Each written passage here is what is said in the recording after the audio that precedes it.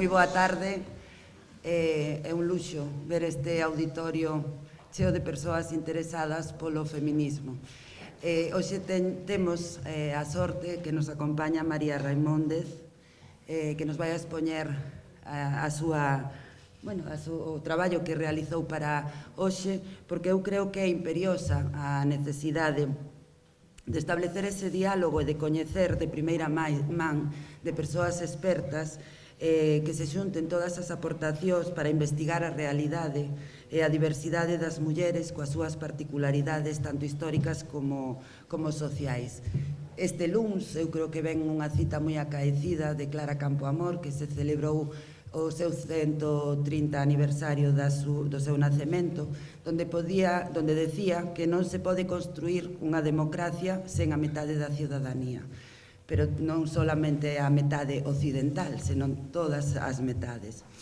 Se me permitides, e xa para rematar, porque o importante é escoitar a María, quero agradecerlle encarecidamente que hoxe nos acompañe, tamén o Foro Feminista pola organización e pola colaboración para que isto fora posible, a Deputación e a todas as persoas que colaboraron neste proxecto que eu creo que é tan necesario.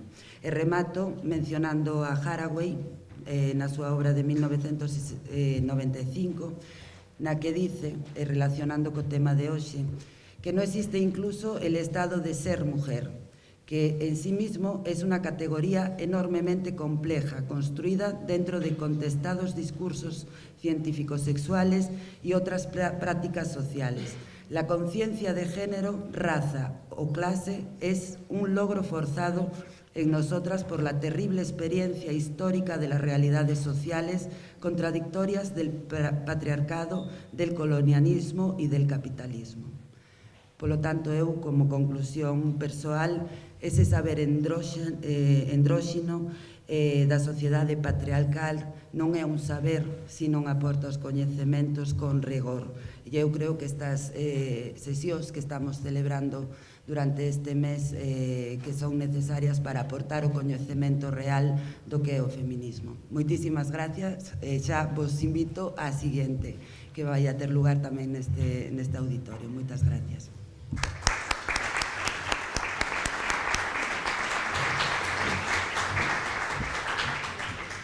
Bueno, pois, pola miña parte, simplemente tamén darvos as gracias por estar hoxe aquí. É moi reconfortante ver, como decía Ana, que o feminismo interesa. Penso que era un tema que tiñamos que estábamos demandando, que tiñamos que empezar a falar.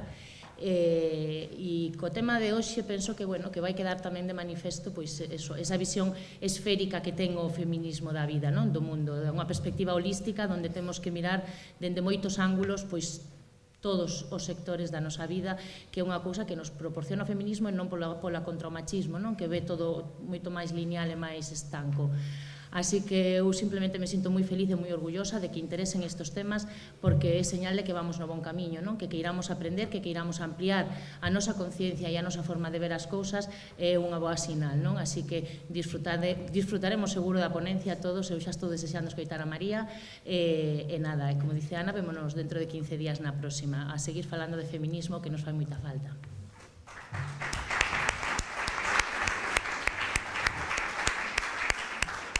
Íamos co fío que nos ataba, que nos desafiaba, que nos desataba, que pode desatarnos. A calidez do corpo frontalá o oliño, con poros para respirar. E a friaxe eterna de non ter mans máis que para unha roca que xirou, xirou e xirou ata afogarnos. Hoxe, co fío que ninguén fía, desafíannos novas rocas, o desexo de sermos fusos e a sede de afogarnos nas augas profundas do C maiúsculo, comprar. Boa tarde, moitísimas grazas por compartir esta chuviosa tarde de venres con nós. Moitísimas grazas tamén a Ana González Abelleira, concelleira de Igualdade do Concello de Lugo, Sonsoles López Izquierdo, diputada provincial. Sen elas e sen estas institucións non serían posibles estes faladoiros. Temos con nós hoxe a María Raimóndez, que é doutora en traducción e interpretación, é escritora e, sobre todo, é feminista, porque o feminismo, o seu compromiso atravesa todas as facetas da súa vida. Reimóndez conta cunha longa carreira como traductora literaria na literatura infantil, con 12 títulos traducidos, non sei se xa son algún máis, María, quizáis.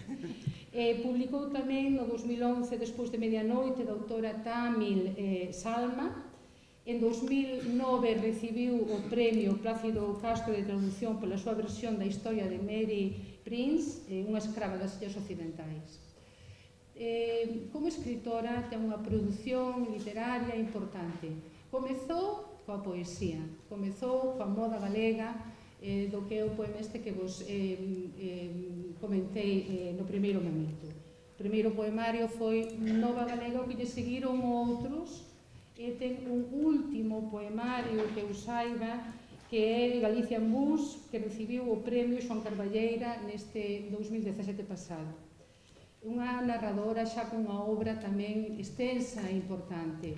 Nomear algúns títulos que foron premiados, salientamos o Caderno de Bitácora, Premio de Novela Mulleres Progresistas no 2003, falamos tamén do Club da Calceta, Premio Arcebispo San Clemente no 2007, traducido ao castelán, ao italiano, ao francés, adaptado a escena polo Teatro do Morcego e o cine por ficcións. Foi Premio Xerais de Novela no 2017 por Dende o Conflicto. Escribiu A Dúbida e recibiu o 14º Premio La Voz de Galicia de Novela por Entregas.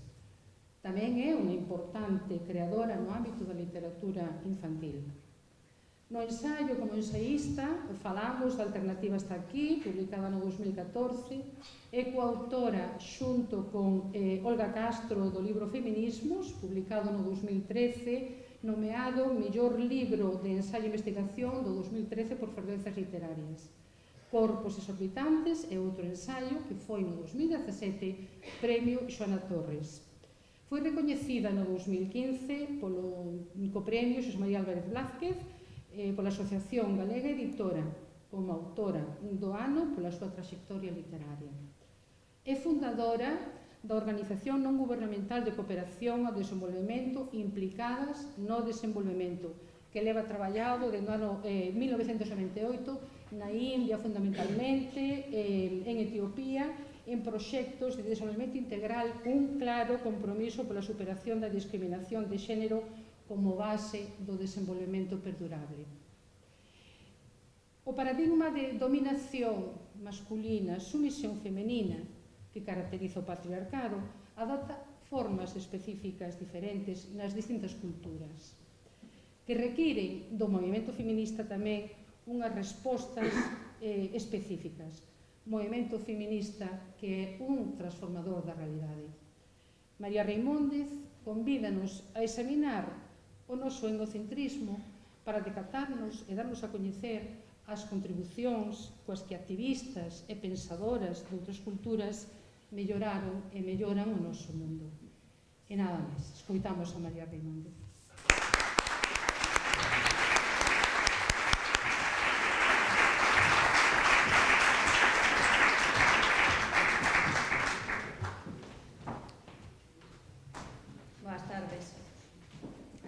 Teño que dar as grazas por acompañarme neste día no que o tempo está un pouco desapacible e teño que agradecer lóxicamente tamén o convite o Foro Maruxa Maio, a Deputación e o Concello de Lugo. Creo que é moi importante no tempo no que nos atopamos poder crear espazos onde falar dende unha certa tranquilidade, onde ter un certo tempo para analizar os temas e onde sair un pouco desa velocidade que ás veces, mesmo dentro dos medios de comunicación, se nos está impoñendo con respecto a certas cuestións que son de vital importancia para todas nós. Cando me propuxeron participar nestes faladoiros, propúñame un tema ao que eu me neguei, eu son así un pouco rebelde. As miñas rebeldías sempre teñen algunha explicación, entón vou partir dese primeiro momento para explicarvos un pouquiño de que quero falar hoxe, non? Como vos dicía, cando contactaron comigo nun primeiro momento, propúñame como tema falar da identidade das mulleres. E eu dixen que dese tema non ia falar, que ia falar de feminismos decoloniais ou poscoloniais, os dous termos se utilizan. E a razón pola cal me neguei a falar principalmente dese tema é, por esta, ímolo comprender moi facilmente, polo exercicio que vou compartir agora con vos, aquí nas diapositivas. Bueno, non sei se, a ver se conseguimos que haxa unha vista mellor, visto que está un pouco así. Así mellor. Bueno, pois, como dicía, a razón pola que me neguei pode resumirse un pouco neste exercicio que eu ás veces fago, e que é introducir no Google unha palabra e ver que imaxes nos devolve, non? Entón, introducín a palabra muller en inglés, en castelán, e agora vos ensinarei o que pasa con outras linguas, e claro, non vos chama a atención algo destas imaxes?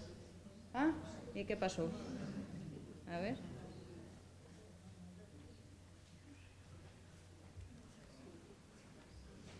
Pois aquí non tocamos nada, así que...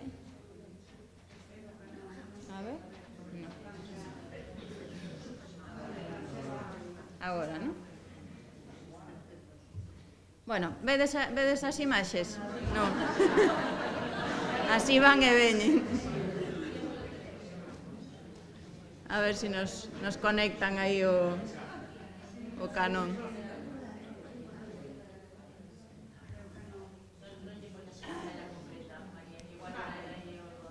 No, será diso, non? Bueno, a ver se... que se ve mellor da outra maneira, claro.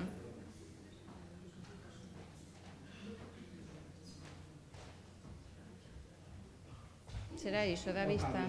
No. Ah, xa decía eu que era un pouco raro, non? A ver. Agora sí. Bueno, procurarei tocar o menos. Pois igual é a vista. Pois entonces saímos. Se non, improvisamos. Bueno, pois como vos dicía, ás veces fago este exercicio de introducir unha palabra no Google e buscar a ver que imaxes nos devolve, non? Entón, pois tedes aí o que devolve coa palabra woman e o que devolve coa palabra mujer. E non sei se vos chama algo a atención, pero creo que é bastante evidente, non?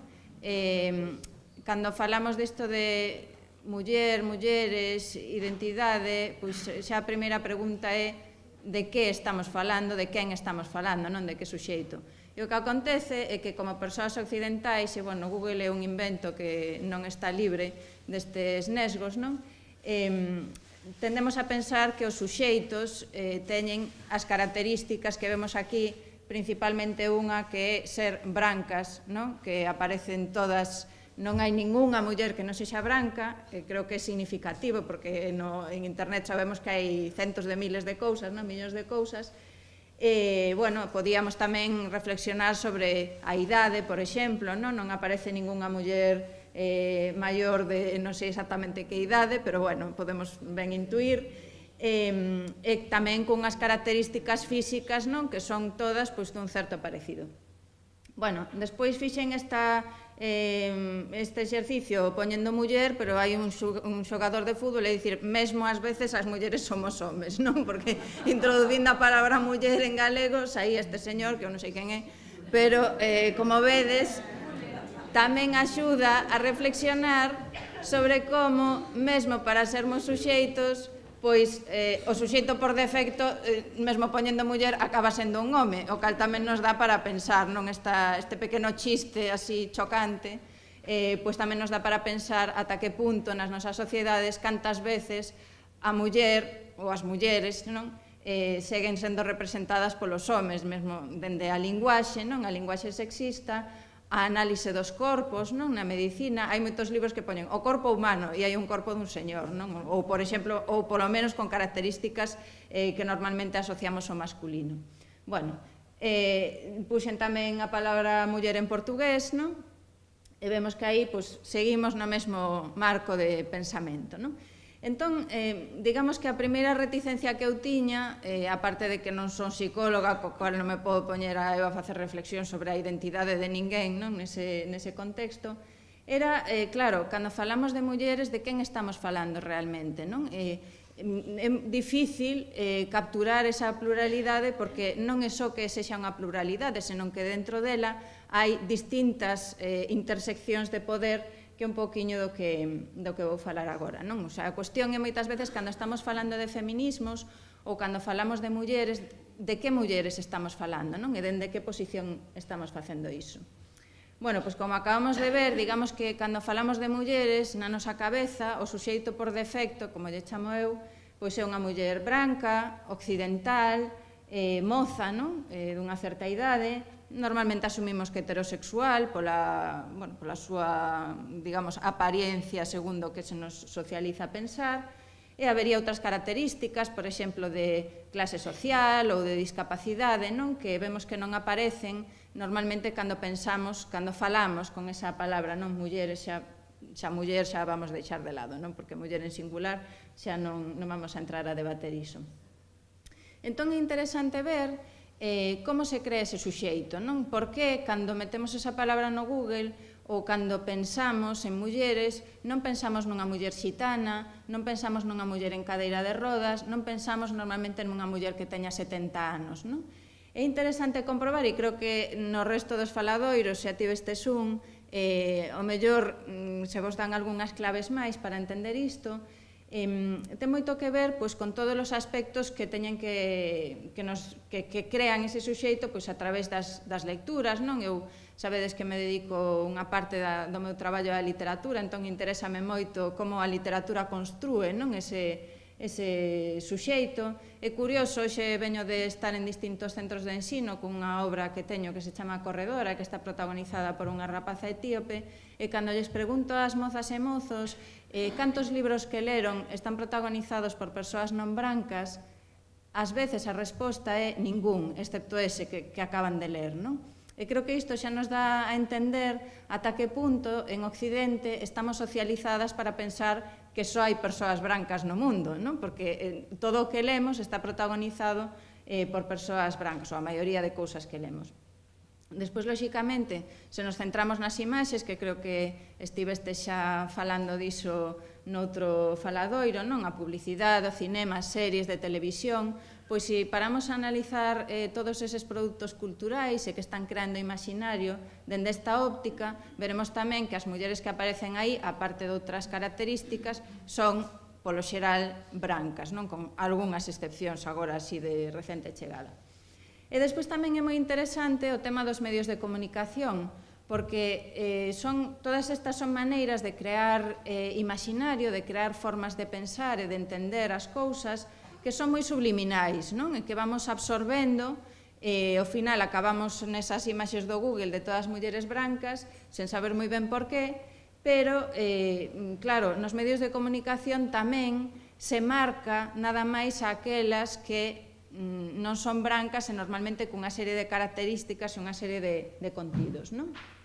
Bueno, fixen aquí un pequeno resumo das mensaxes que, polo xeral, todos estes medios dos que estou falando, todas estas, digamos, formas de socializarnos e de crear imaginario van, digamos, afianzando ese suxeito de mulleres brancas en nós. Entón, vivimos rodeadas dunha socialización que nos está permanentemente transmitindo unha mensaxe de nós fronte ás nosas outras, non? E que como somos mulleres brancas e occidentais, pois podemos permitirnos ignorar ou estar cómodas nesa mensaxe. Unha das cousas que sempre se nos enfatiza, se facedes un pequeno exercicio, vos parades a pensar, pois o que vos dicía, por exemplo, nos medios de comunicación ou nas series de televisión ou no que lemos, é, por exemplo, a mensaxe de que as mulleres occidentais somos as que creamos os dereitos, non? As que creamos o feminismo, hai toda esta historiografía do feminismo que a min me irrita moito, non? Bueno, pois hai feministas españolas que falan permanentemente do feminismo como fillo da ilustración e cousas destas. Bueno, eu creo que os feminismos non existen a partir da ilustración nada máis. Son un movimento moito máis plural, moito máis antigo, o mellor non con esa palabra, con ese termo, e que está vivo en todas as sociedades onde hai desigualdade. Entón, o problema que ten que as mulleres occidentais nos erixamos como as creadoras dos feminismos e como as creadoras mesmo dos dereitos humanos, non? É grave en varios sentidos Primeiro, porque estamos desautorizando a todas as mulleres, a todas as activistas de outros lugares do mundo que están traballando en contra dos patriarcados nos seus lugares e en contra tamén dos nosos patriarcados, porque os nosos patriarcados chegan a elas pois a través da colonización, chegan a elas a través das nosas empresas e chegan a elas a través das nosas ONGs, como acabamos de ver esta semana, non? Recentemente, con este escándalo, entre aspas, non? Que dos abusos sexuais e do consumo de mulleres para a prostitución, que xa sabedes perfectamente do que falo porque está nos medios de comunicación. Entón, cando nos apoiamos ese discurso de pensar que o feminismo, que moitas veces se fala en singular, eu falo sempre en plural, non? Que os feminismos foron creados polas mulleres occidentais, o que estamos facendo é invisibilizar todos os traballos que as mulleres do sur e que as mulleres dos países en vías de desenvolvemento ou que as mulleres non occidentais ou que as mulleres de minorías dentro das nosas sociedades levan facendo dende hai moito tempo e seguen facendo ata agora para transformar os seus patriarcados e tamén o noso, non? Entón, é unha maneira de desautorizalas no contexto sociopolítico no que nos movemos.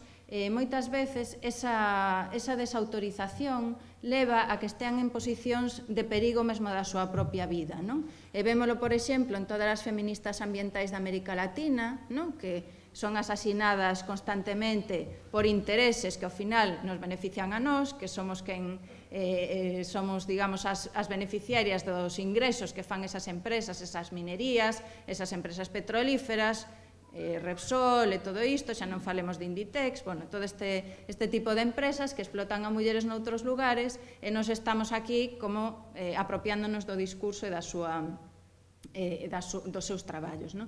Pero que tamén isto ten unha consecuencia importante para nós, e que ese discurso de dicir que son as outras as que viven en situación de atraso, hai outros países onde son máis machistas, que isto tamén os escoitamos permanentemente, o que fai é tamén actuar como ferramenta para calarnos a nosa boca, porque moitas veces, cando falamos de feminismos, aquí en Occidente as mulleres xa temos todos os dereitos, non é unha resposta que se nos di moitas veces, e que se nos contrapón ás outras mulleres noutros lugares para dicirnos que nos podemos ben calar a boca, porque, como me din a mí moitas veces en debates sobre a depilación, a nos non nos la pidan pola rúa, non? Entonces, cando establecemos esa serie de antagonismos, pois ao final nos acabamos desautorizando tamén a nós mesmas, non? En vez de introducir vías de conexión e de alianzas entre as unhas e as outras.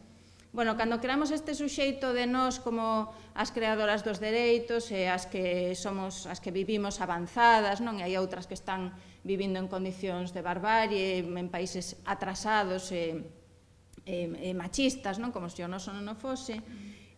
Tamén estamos obviando todas estas cuestións que comentaba, a nosa complicidade co reforzo dos patriarcados noutros países, xa falamos do tema do consumo, pero lóxicamente podemos falar do tema da colonización, do cal nos formamos parte e que non nos gusta nunca nada que se nos recorde e que é un tema que ten continuidade ata agora, porque Repsol YPF non está en América Latina por casualidade, está porque hai un continuum de explotación dende a colonización española, non?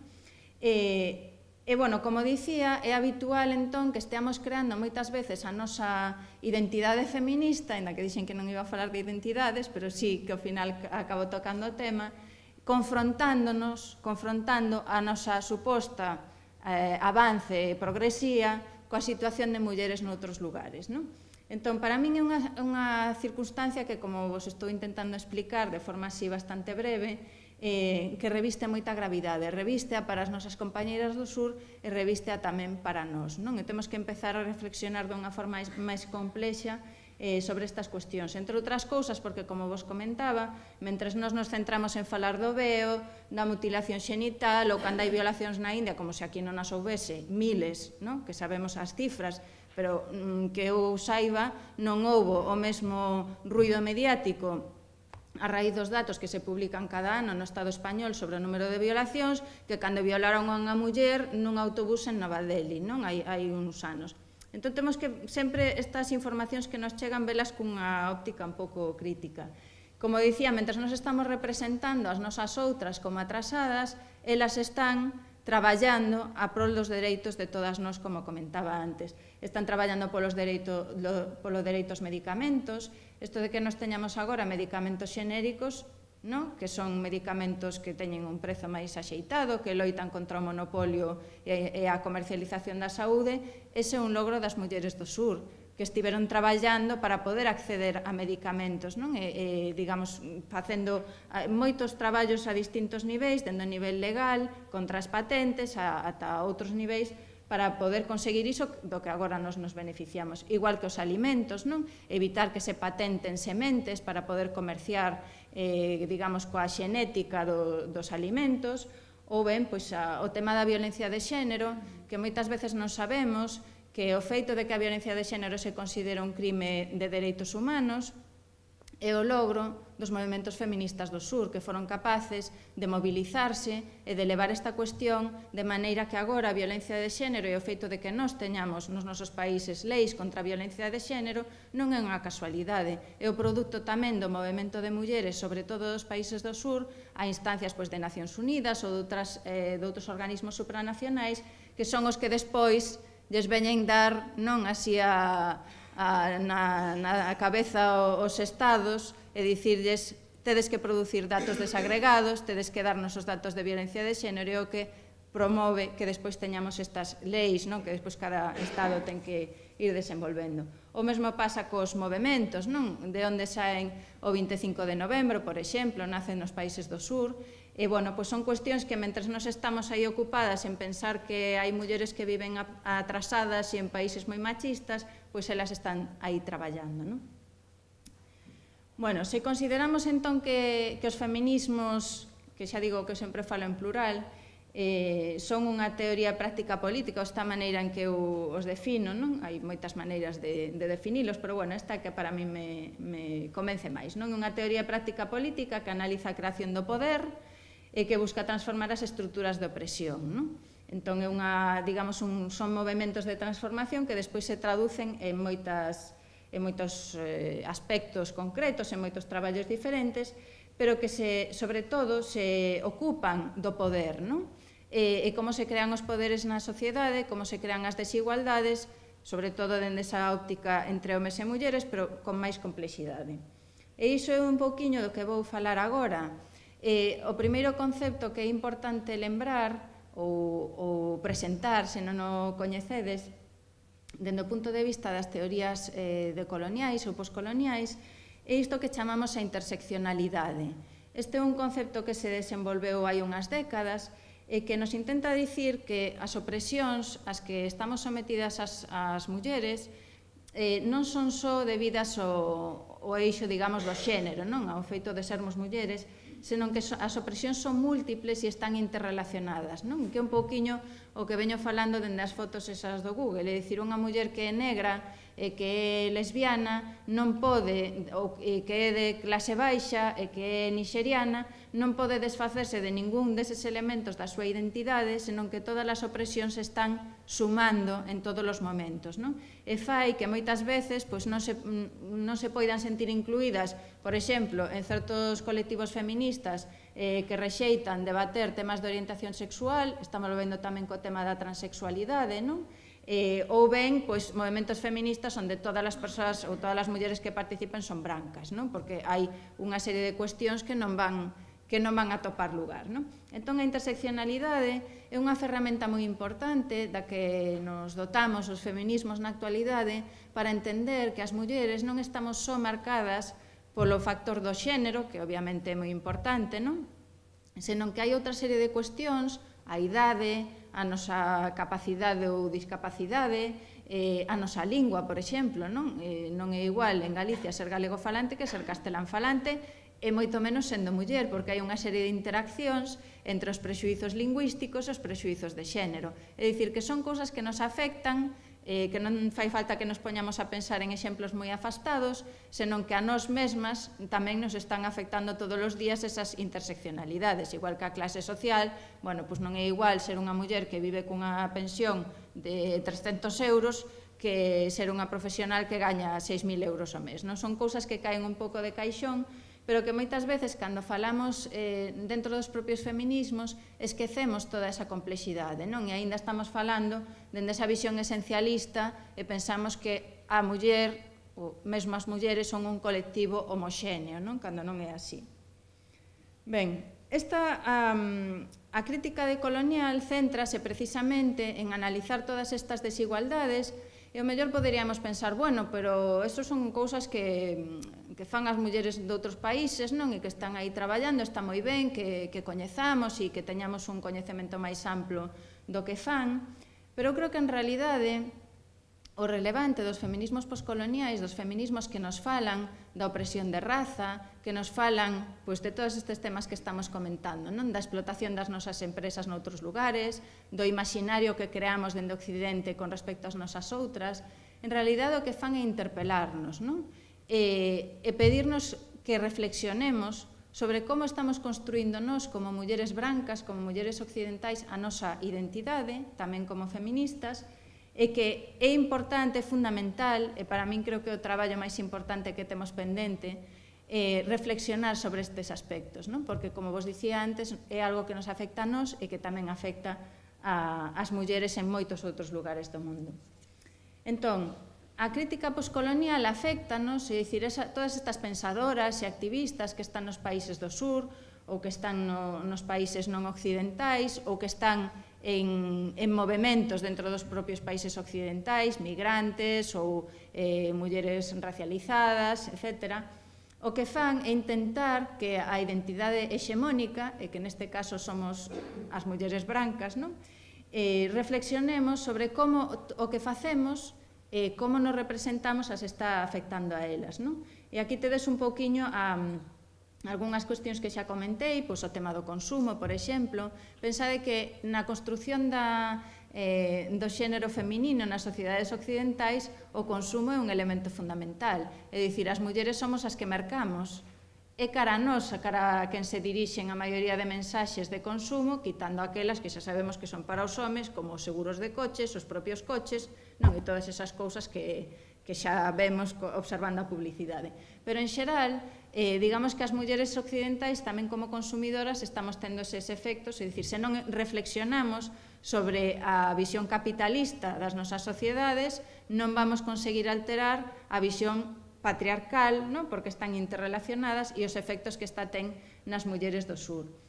O tema do discurso, que xa o falei antes, non? Como nos representamos nos fronte ás nosas outras, tamén nas nosas alianzas, é dicir, cando traballamos en grupos de mulleres, en movimentos feministas, con quen nos interesa traballar, non? Con quen buscamos as nosas afinidades, a quen escoitamos, non? Escoitamos as mulleres estadounidenses todo o día falando de Trump, ou escoitamos as mulleres da India ou de Nixeria ou de moitos outros países que están ao mesmo momento que se están facendo declaracións en Estados Unidos, facendo cousas ao mellor máis vitais, non? Para nós incluso, se o queremos ver dende un punto de vista un pouco egoísta, non? Despois está tamén, como comentaba antes, a idea de nós mesmas e dese mundo que nos rodea, e mesmo na propia linguaxe, non? Estamos afeitas a falar dunha maneira moi global e grosa ás veces, non?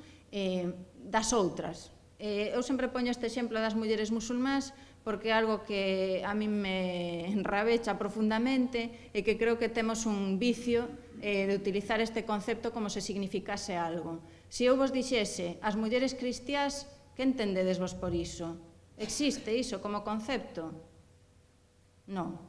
Porque é evidente que unha muller cristía copta de Etiopía e unha muller finesa protestante non teñen nada que ver unha coa outra. Sería absurdo falar do concepto mulleres cristiás a menos que esteamos falando moi especificamente de religión, non? Pero constantemente nos permitimos falar de mulleres musulmás como se iso fose un concepto. Estamos creando unha agrupación porque non nos molestamos sequera en saber, en coñecer os contextos históricos, os contextos políticos e os contextos persoais das mulleres que veñen de outros países e de outras culturas a vivir con nós. Eu sempre digo que isto de mulleres musulmás non existe, porque non ten nada que ver unha muller de Pakistán cunha muller nixeriana. que poden compartir a mesma religión, pero como ben sabemos, as persoas que fomos criadas no cristianismo, pois as religións cada unha no seu sitio e da súa maneira, non? Pero claro, a nos interesa nos crear estas amalgamas para non ternos que molestar en coñecer en profundidade as historias, non? Porque tamén nos interpelarían e nos chamarían a cuestionar que é o que facemos nós, non? Con respecto ás nosas outras. Bueno, como vos dicía, para min, ainda que o mellor vos parece que, claro, cando falamos de feminismos, sabemos que temos temas moi urxentes, non, sobre a mesa na nosa sociedade, que estamos que arde todo por todas partes, estamos nun proceso de discurso retrógrado, e isto pode parecernos algo como accesorio, non, estas reflexións.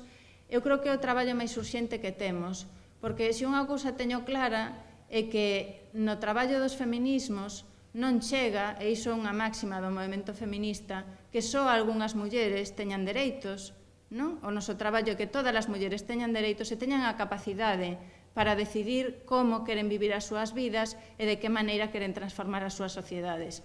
A nosa visión etnocéntrica, a nosa visión racista, está impedindo que moitas mulleres en todo o mundo poidan ter acceso a tomar esas decisións, non? Entón, é a nosa responsabilidade tamén reflexionar dende eses espazos, tamén, como comentaba, porque nos vai a vida niso.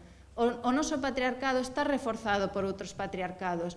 Todos os retrocesos que estamos vivindo no Estado español en canto a discurso, non? Porque vemos que nos últimos anos pois pasa con moitas cousas, pasa dende os dereitos laborais aos dereitos lingüísticos, non? Hai 15 anos había cousas que non se podía dicir porque era totalmente inaceptable socialmente, como que falar galego basicamente te fai medio tolleita, e agora iso pois se di dende instancias políticas con total impunidade e estamos oindo cousas como que, bueno, pois os abusos sexuais a menores, non, por parte de bispos que son os nenos ou as nenas que provocan, non? O sea, estamos vivindo un retroceso que está vinculado tamén con outras cuestións que teñen que ver coa macroeconomía, que teñen que ver con todas estas concepcións máis, digamos, de interconexión con outros lugares e que, polo tanto, é urxente tamén para nós facer esa revisión do noso propio discurso e da nosa propia forma de entendernos e do noso etnocentrismo, non, e racismo cara as nosas outras.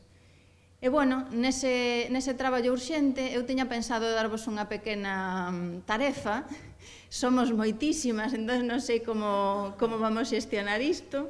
Non sei se queredes que abramos un espazo para falar, porque creo que o debate é sempre máis interesante que o monólogo. Explico vos o que tiña pensado facer, se vos parece, vale? E despois decidimos entre todas como queremos xestionar o tempo. Bueno, eu o que fixen para así afondar un pouquiño no que estiven falando de forma breve foi traervos, porque me gusta traballar coas imaxes, non?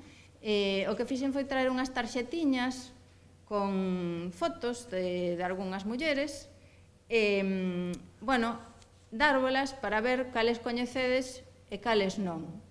E despois, pois, facemos como aquel que era Quién es quién, ou non sei como se chamaba aquel xogo, non? Vemos a ver se demos identificado todas, ou ningunha, ou dúas, ou 4. Entón, non sei como estades de ánimo, non sei se queredes debater, se queredes fotos, ou que queredes facer. Contádeme. Queredes investigar un pouco as fotos? Sí. Bueno, non sei como vamos dividir. Mira.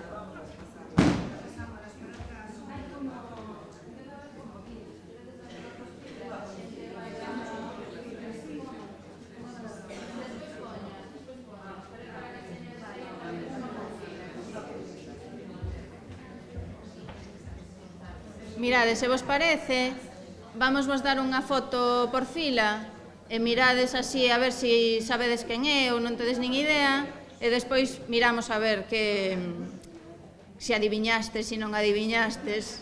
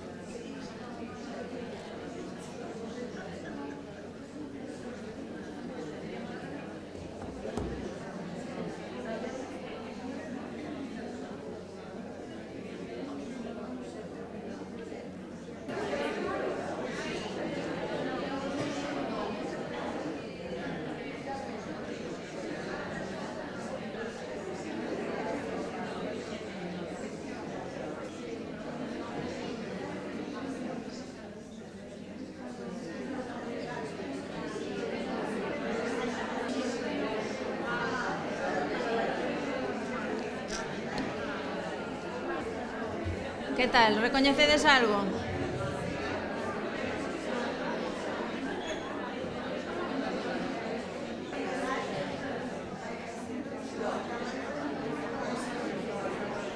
A ver, quen recoñeceu algunha? Dúas. Sí. A ver, parecevos si as vemos na pantalla agora? Sí. A ver, vou unha por unha, a ver, ou como facemos? Bueno, vos poñer as que identificaste seguro, non?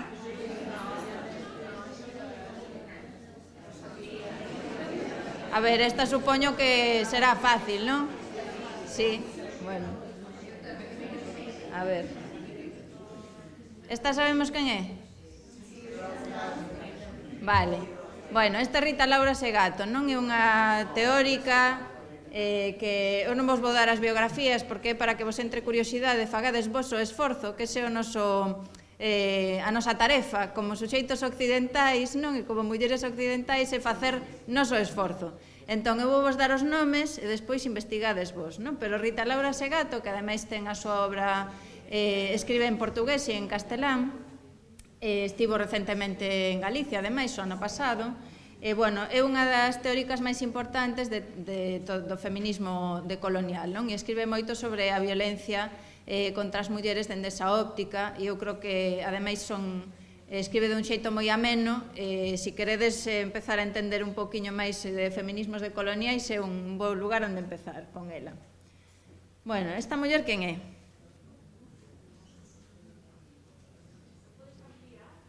A ver se damos.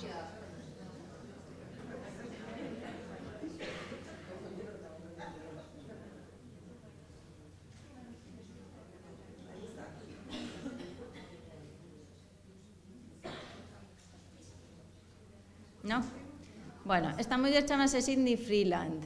É unha activista trans, directora de cine, é ademais indíxena de Estados Unidos, bueno, isto que chaman das comunidades nativas americanas ou os povos orixinarios, como se falaría en América Latina. E, bueno, é directora de cine e activista. Así que podedes aí un poquinho para que vexamos que en todos os lugares, non, hai mulleres traballando e ademais dende este punto de vista interseccional que falábamos antes. Bueno, quen é esta muller? Nin idea. Bueno, esta muller é unha das teóricas, tamén é directora de cine, pero é unha das teóricas tamén máis importantes do feminismo poscolonial. Chámase Trinh My Ha, é unha teórica vietnamita que escribiu algunhas das obras máis importantes sobre a intersección entre a raza e a identidade de xénero, e, bueno, ademais diso, dedícase a facer cine, non?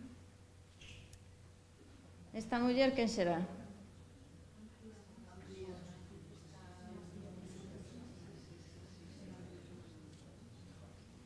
Bueno, esta é unha muller que ademais eu teño a fortuna de coñecer personalmente, chamase Urvashi Butalia, é unha editora, ademais de escritora de libros de ensaio, é unha editora feminista que foi unha das fundadoras da primeira editorial feminista da India e que se dedica ademais a traducir das diferentes linguas do subcontinente, non só da India, tamén de Bangladesh, de Pakistán, o inglés e a facer accesible todo, tanto o coñecemento teórico como a ficción que escriben as feministas noutras linguas, porque, como di outra das que van a aparecer agora, Gayatri Spivak, que é outra teórica feminista poscolonial e filósofa, ela di que as mulleres somos mulleres e falamos e nos revelamos en moi diversas linguas, non? En moi diversas culturas.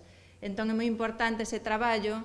Para poder coñecer necesitamos acceder, non? Entón, Urvashi Butalia ten, digamos, esa función tan importante de achegarnos a algunha lingua que poidamos máis ou menos acceder e despois retransmitir o traballo que fan as activistas e as feministas en moitas das linguas do subcontinente indio.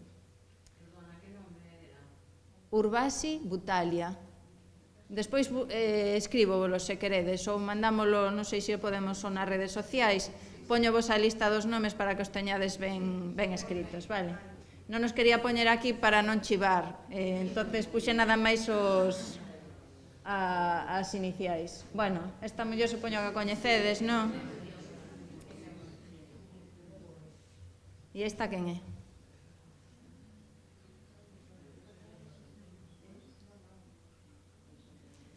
Esta muller é Audre Lorde, ao mellor oístes falar do seu nome algunha vez, é unha das xa faleceu, pero é unha das teóricas dos feminismos negros de Estados Unidos máis importantes. Foi unha das primeiras mulleres que empezou a falar dende esa perspectiva interseccional, aínda que ela non utilizaba esa palabra, porque, claro, ela era negra, era lesbiana, era muller, e, polo tanto, estaba, digamos, combatendo moitas frontes ao mesmo tempo, non? E cando estaba nas frontes, por exemplo, de emancipación racial, en os movimentos dos anos 60, claro, dábase conta, e unha frase que di, os negros son todos homes, non? E as mulleres son todas brancas. E un pouco resume isto que vos estaba falando dende o principio, non? A ver, esta muller, sabemos quen é? Bueno, pois tamén é un nome moi importante, Chandra Talpade Mohanty. É unha das autoras que primeiro empezou a falar tamén destas cuestións. Ten un artigo que se chama Baixo a mirada occidental, que está traducido polo menos ao castelán, porque ademais eu analicei, hai dúas traducións, xa vos direi cal tedes que ler, porque hai unha que é moi delirante e outra que é xa feita dende unha óptica feminista, que ademais está accesible en internet, co cal podedes baixar o artigo. Está publicado tamén en algúns volumes, creo que de Traficantes de sueños, que teñen algunhas antoloxías de feminismos negros, por exemplo, feminismo decolonial, e hai algunhas obras destas autoras que están aí traducidas. Pois Mohanty, nese artigo que fai, é falar precisamente de como as mulleres occidentais construímos as nosas outras, non? E dá moitos exemplos dende o mundo da investigación, dende o mundo da cooperación, que vos poden dar máis idea de todo isto que estiven falando hoxe. E esta muller, quen será?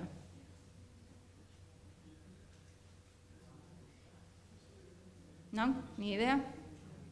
Bueno, é Gloria Anzaldúa, que é unha teórica chicana, é unha teórica feminista, ademais é escritora, ten unha obra moi interesante, non?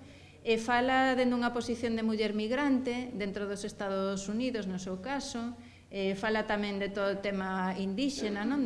Dos povos orixinarios.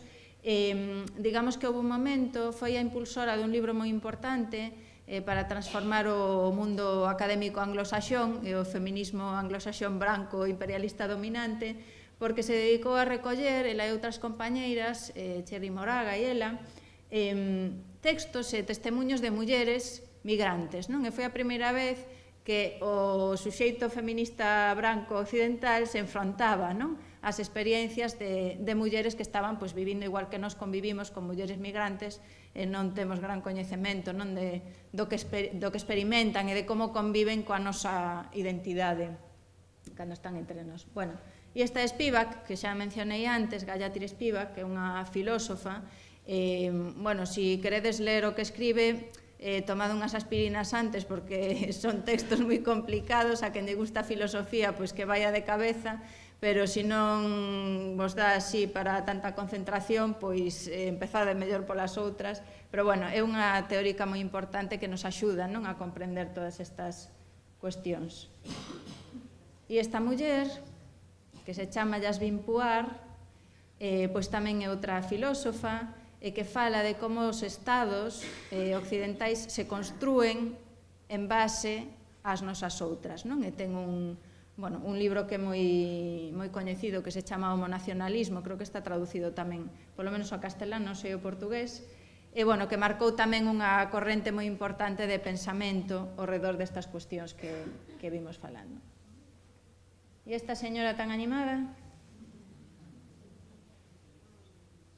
quen será?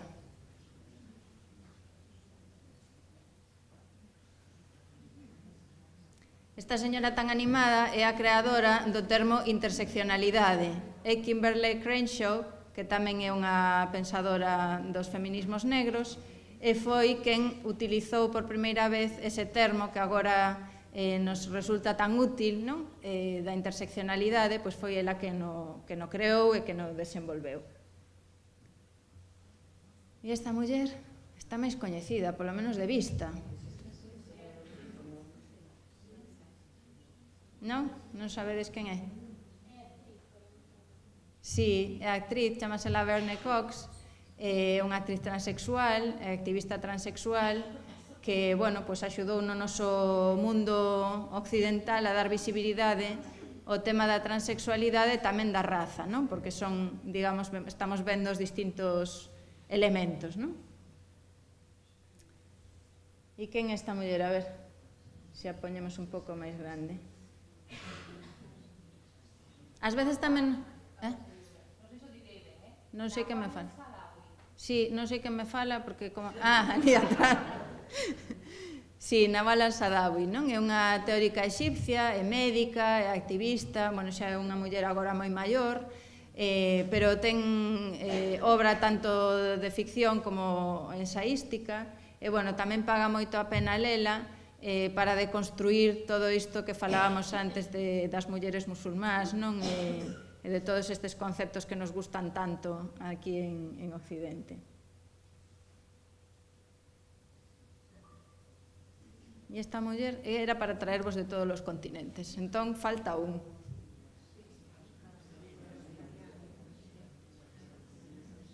No? Pois tamén estivo en Galicia, ademais tiven a sorte de tela comigo unha semana. Chamase Nahuya Te Awekotuku, é unha activista maorí. Ela tamén traballa o tema da orientación sexual, da raza, e, bueno, é unha persoa que escribe ficción e que tamén é antropóloga e escribe teoría, non? E, bueno, pois ela é como un repositorio andante de cultura feminista que provén, pois, neste caso, de Nova Zelandia, non?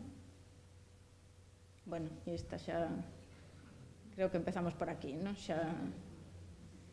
Bueno, este pequeno exercicio era simplemente para que reflexionásemos un pouco que teóricas coñecemos, cales non coñecemos, e que empecemos a interrogarnos, non? Porque é todo o coñecemento que nos falta, non? Porque se nada máis coñecemos as pensadoras, as activistas brancas e occidentais como a nós, pois en realidade estamos vendo, digo, sempre vemos o mundo por un funil, non? E con todas as consecuencias das que xa estivemos falando. Bueno, falei moitísimo, agora xa vos toca a vos, ou non sei se temos que ir acabando, non sei como estamos de tempo.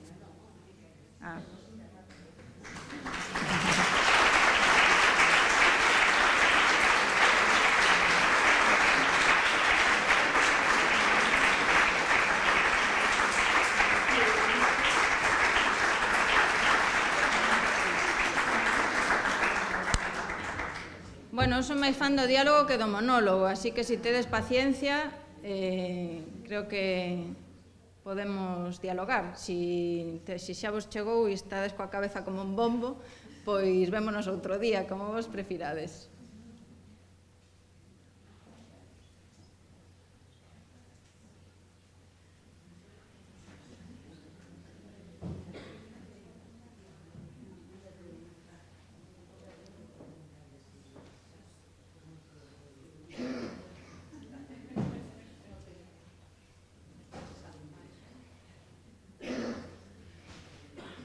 Estades reflexionando ou foi moita cousa, non? Así de golpe.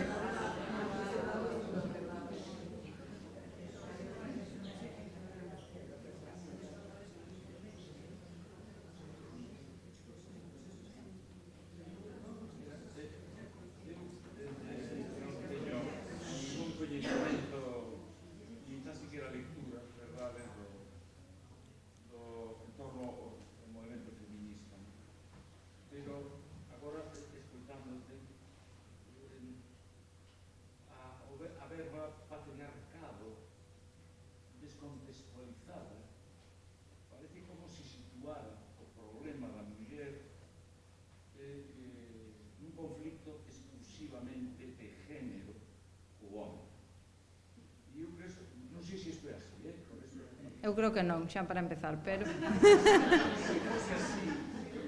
Fose así, a mí parecería un erro importante. Eu últimamente escoito moito a palabra patriarcado. Non sei. Primeiro porque...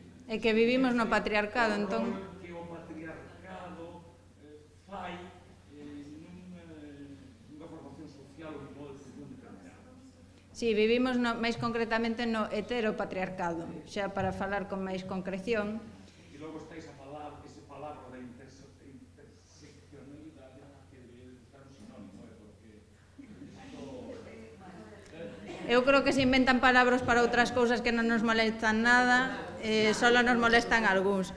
Pero bueno, eu creo que xa que estamos nos faladoiros feministas e está ben refrescar os conceptos, porque non podemos asumir que todo o mundo sabe as mesmas cousas, creo que é importante que pensemos que isto que chamamos o heteropatriarcado é un sistema de socialización e de creación de desigualdade que afecta a homes e a mulleres e mesmo as persoas que non se consideran nin unha cousa nin outra e que está traspasado no momento actual nas nosas sociedades tamén polo capitalismo e tamén pola explotación ambiental que está relacionada co capitalismo e que o que fai é socializarnos para que normalicemos a discriminación das mulleres, por exemplo, ou a violencia contra as mulleres, que é a súa, digamos, versión máis extrema, e que nos parezan normais certas cousas que non son, non? E que aceptemos vivir nunha sociedade que somete o 50% da poboación como mínimo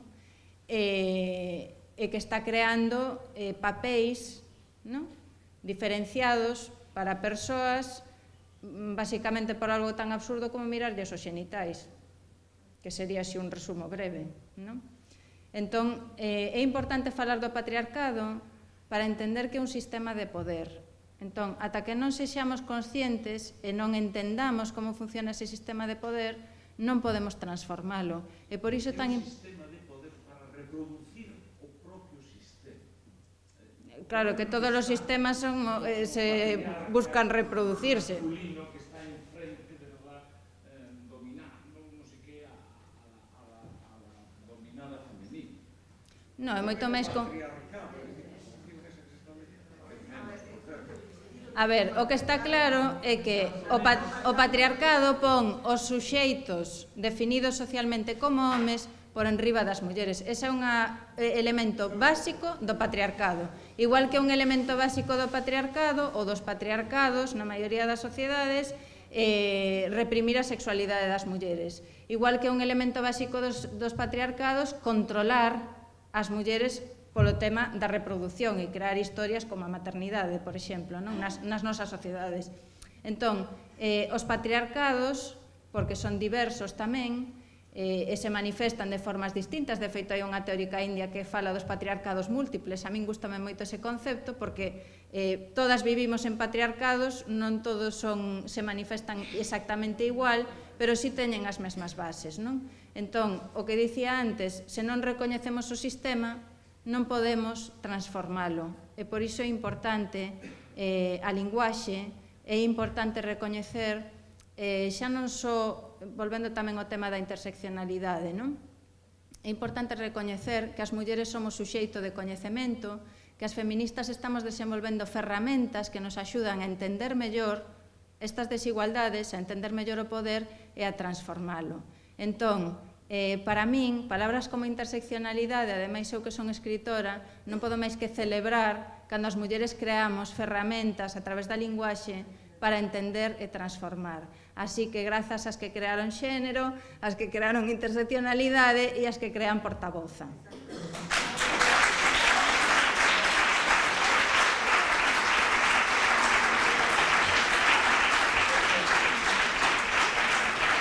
E bueno, agora espero que fale algunha muller, porque neste auditorio cheo de mulleres tamén xa sería un pouco chocante, non?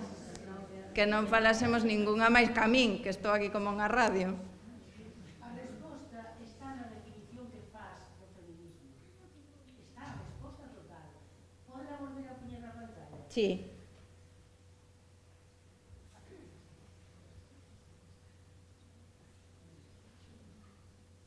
Esto, ¿no?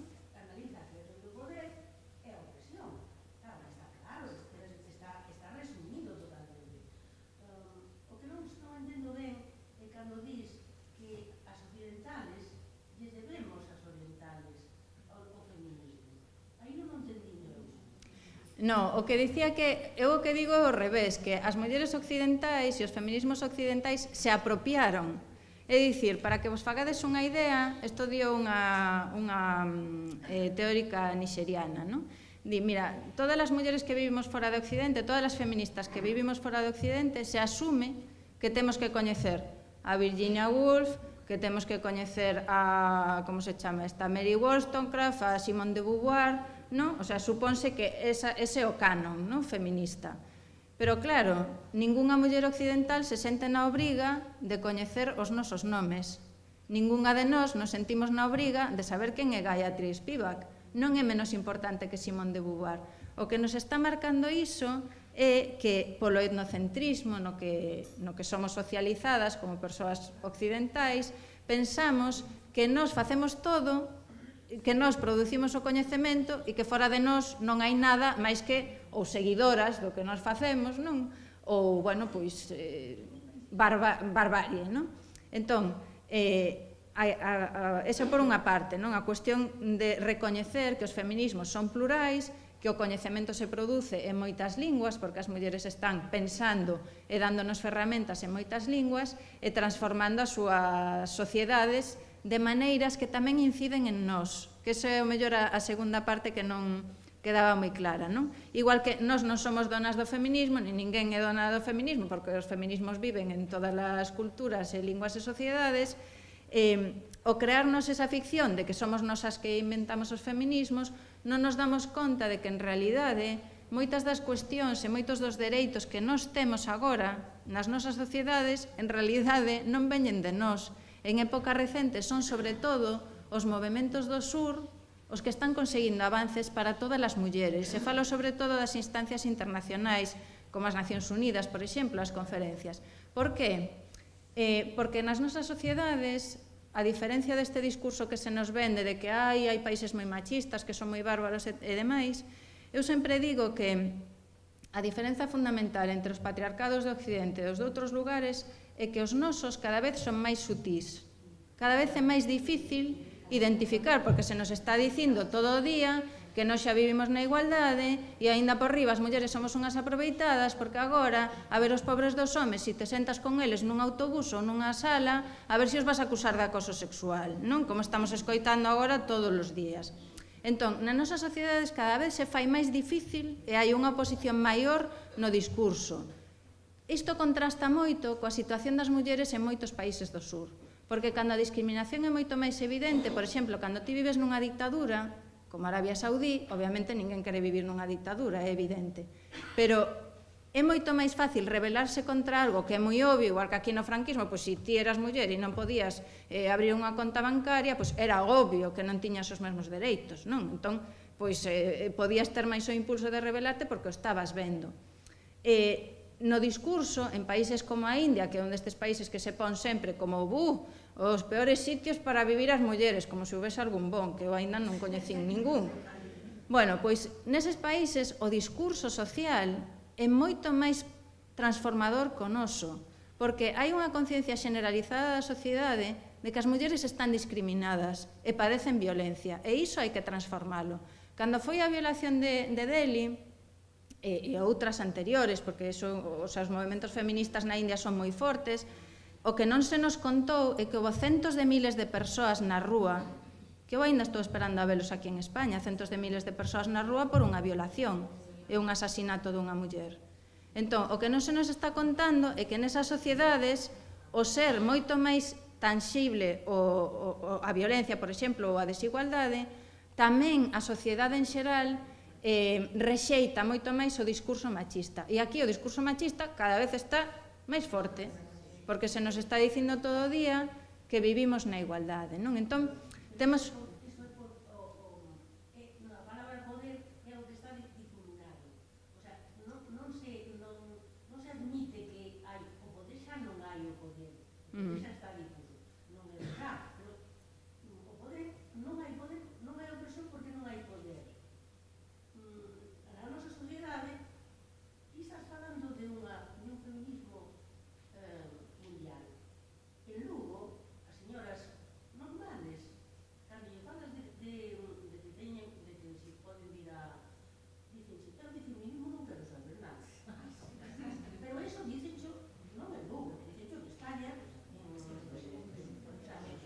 Claro, pois é que me estás dando a razón. O problema é que cando nos aceptamos nos mesmas ese discurso con respecto ás outras, e nos mesmas falamos, hai esa muller que leva o velo que está moi oprimida e eu non, en realidade estamos reforzando a todas esas mulleres de Lugo que din que elas de feminismo non queren saber nada, porque total, elas non están, as que padecen son outras, non? O sea, coas que vai ese tema son outras. Por iso digo que é tan importante para nós, tamén para nós mesmas, xa non só porque sexa unha cuestión de xustiza global, digamos, non? Senón porque para nós mesmas, para poder traballar nas nosas sociedades, temos que desfacer ese discurso. Porque o que fai o patriarcado nas nosas sociedades é utilizar esa contraposición entre as mulleres. Vémolo no debate co veo, non? A ver, en que cabeza colle que permitamos que os gobernos dos países occidentais regulen os corpos das mulleres e a vestimenta das mulleres? Ningunha de nós aceptaría que agora o Concello de Lugo dixese que non podemos ir en minisaia. Pola razón que fose. Pero sí que estamos aceptando que se regule os corpos desas outras mulleres. Entón, mentres non empezamos a desfacer ese discurso, estamos reforzando o noso propio patriarcado. Porque o noso patriarcado é tamén un patriarcado racista. Entón, estamos conflagrándonos co discurso racista. E por iso digo que é tan importante que empecemos a pensar dende esta óptica, porque nos afecta a nós moi directamente. Claro, despois está tamén unha cosa que a mí me preocupa é como a veces utilizamos a palabra feminismo para xinarla dunha maneira que ao final está se volvendo contra a muller. Comentábamos ahora do veo, canto discurso feminista hai en contra da utilización do veo. Canto discurso feminista hai para defender a maternidade subrogada. Canto discurso feminista hai para defender determinadas liberdades sexuales que ao final son mercantilización da muller, non? Entonces, aí nos mesmas tamén acabamos machacándonos utilizando o discurso do feminismo, non? Claro, porque Claro, pero é que nós non nos damos conta de que nos partimos desto que se chama a fenda colonial. E nós seguimos inmersas na mentalidade da colonización. E se lembrades, cando se foi colonizar outros países, o primeiro argumento é que aquelas non eran persoas. O sea, houve un gran debate sobre se os povos indígenas das Américas tiñan alma ou non. Nós seguimos aínda con esas mentalidades. Entonces somos capaces de facer unha división entre a min como me vai vir un concello dicir que non podo levar unha camisa por aquí, eso é impensable. Pero cando é a outra, porque non sei que da religión, pois entón que falen coas monxas tamén. Pero iso non se nos pasa pola cabeza. Iso é porque estamos socializadas nese racismo, aínda nesa fenda colonial. Entón, ata que non deixemos de pensar desa maneira e non empecemos a reflexionar sobre a nosa participación nese discurso, vamos a seguir atopando estas circunstancias aberrantes, vámoslo dicir así, non?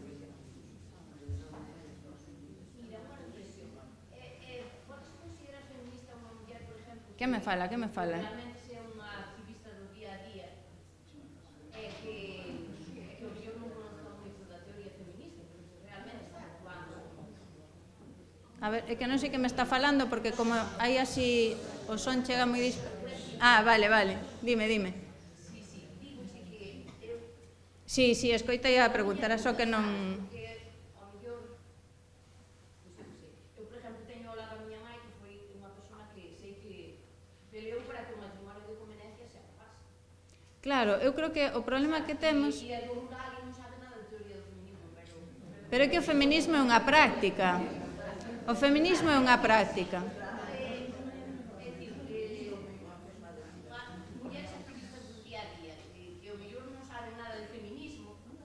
Pero que iso é saber de feminismo. A ver, mirade, pasan dúas cousas. Unha é que hai moitas mulleres que están traballando polos obxectivos do feminismo sen ter a palabra, non? E iso é un problema porque o que indica é pertencer ao movimento feminista e coñecer a palabra feminista e coñecer as teorías feministas, o que fai moitas veces é que non nos sintamos soas. e que nos deamos conta de que hai outras que pensan como a nós e que están traballando como a nós e que nos están dando ferramentas. Entón, sempre é moito máis positivo estar nese contexto porque nos dá ese arroupamento, non? O sea, é moi triste, por exemplo, que no Estado español tivese que ser unha muller soa a que loitase polo voto das mulleres, non? O sea, é un pouco ese traballo de mulleres soas. O que nos dan os feminismos é acompaña. E tamén o feito de non ter que estar sempre empezando dende cero, porque xa houve outras aquí, alá e alá, que fixeron. Pero iso non quere dicir que para ser feminista teñamos que ter lecturas ou... Os feminismos son teorías e prácticas. E eu creo que os coñecementos non están só nos libros, os coñecementos están na experiencia vivida, están nas persoas. Eu traballo con mulleres analfabetas que están transformando as súas comunidades e non ten nada que ver que saiban ler ou non, porque para min todas as persoas teñen coñecemento, non ten que ver co seu nivel de estudios, e sabemos perfectamente que hai persoas con doutoramentos, que homes que mallan nas súas parellas e que as asasinan e supostamente teñen moita literatura, non? O sea, creo que temos que tamén, esa tamén é outra fenda de poder, non é outra liña de poder, pensar que só as persoas que teñen unha formación, digamos, académica, teñen coñecementos. Eu creo que é importante que todas as mulleres que estiveron facendo o que fan eses traballos de transformación, por unha banda, dende os movimentos feministas, digamos, máis articulados, eu creo que sempre se valora ese traballo e busca incorporarse sempre a esas mulleres. E por outra parte, creo que é importante que cheguemos coa palabra feminista e que sexamos capaces de identificarnos como tales. Porque cada vez que nos chamamos feministas, bueno, aparte de que lles dá algún infarto a algún señor por aí, eso sempre é positivo, pois aparte diso, ten a vantaxe de recoñecer a todas as mulleres que traballan, como vos estou explicando, non só aquí, en todas as partes do mundo, en circunstancias moi diversas, e todas estamos movéndonos, cada unha da súa maneira, estamos nos movendo por un obxectivo común. Entón, a palabra é importante porque recoñece eses traballos, recoñece o traballo de pensar, recoñece o traballo de facer e recoñece todos os aspectos do traballo cando nos chamamos feministas. E por iso, o patriarcado lle interesa tanto desprestixar a palabra feminista, porque cando as mulleres nos identificamos como feministas, estamos nos identificando coas que traballan para transformar a sociedade. Entón, non sei se contestei así moi longamente. Precisamente gustaría que se generalizase máis. Por exemplo, a miña nai considero feminista. Claro, porque non?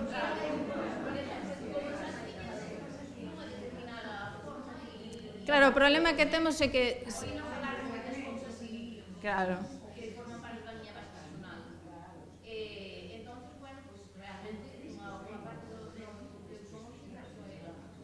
O único que nos falta é...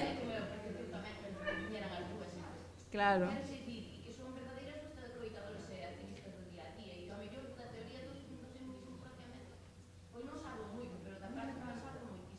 Pero é que os feminismos é algo que se fai...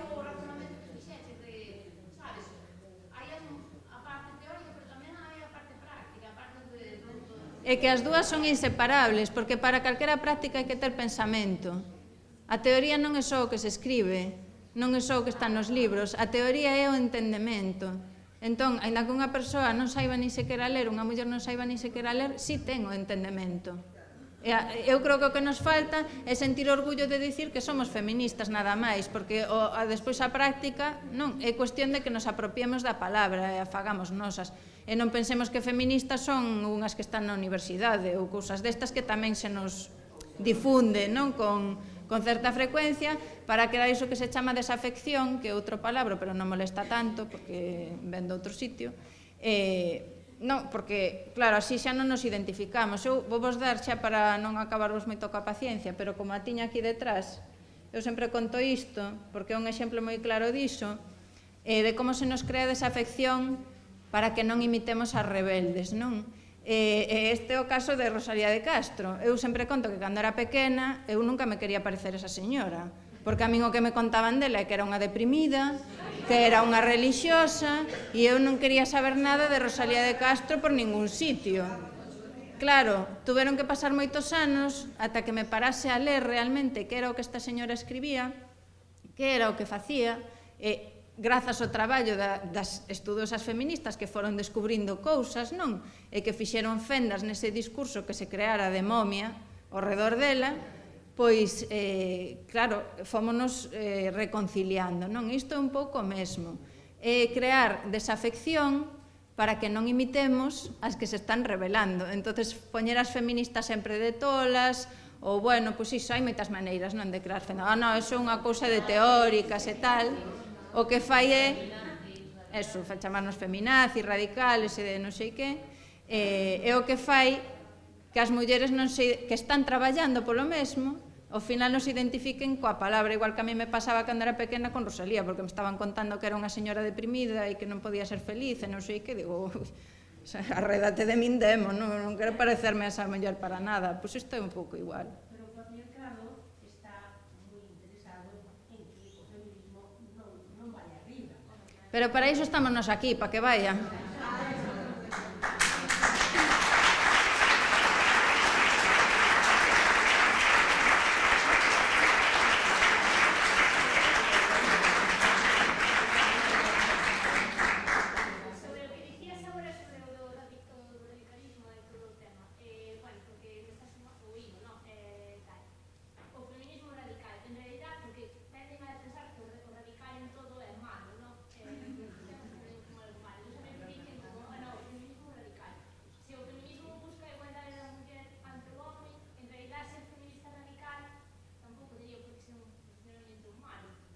Bueno, a min cada vez que me chaman radical eu dolle as grazas a que me chama. Porque radical, eu que me dedico á lingua e ás linguas, radical ven de raíz.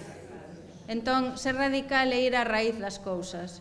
Os feminismos é moito máis que querer que as mulleres sexan, entre aspas, iguais aos homes. É buscar transformar esas relacións de poder. É dicir, vai moito máis á profundidade que simplemente a algo superficial, non? Entón, cada vez que nos chaman radicais, para min é un piropo, vamos, eu non me sinto ofendida para nada. É como cando chaman a unha lesbiana pretendendo que sexa un insulto. Eu, bueno, pois non sei, creo que o problema é de que non conceptualiza desa maneira, non? Bueno, creo que xa teredes que ir descansando un pouco a cabeza, non?